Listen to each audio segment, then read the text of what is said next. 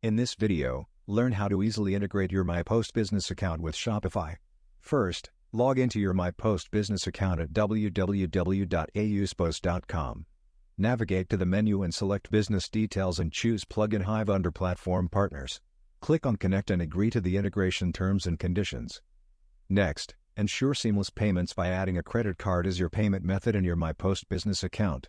Select the stored payment option since you have added a credit card. Copy the token provided by MyPost and paste it into the designated merchant token field in the Plugin Hive app. Double-check for any extra spaces or characters, then click on Add.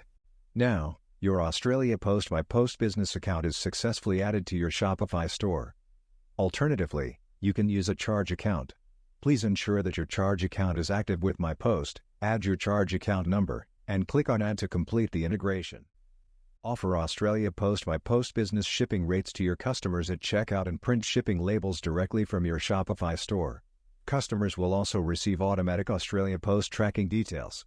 You can use the Plugin Hive shipping app to connect your Australia Post eParcel or StarTrack accounts as well. For further assistance, contact support@pluginhive.com.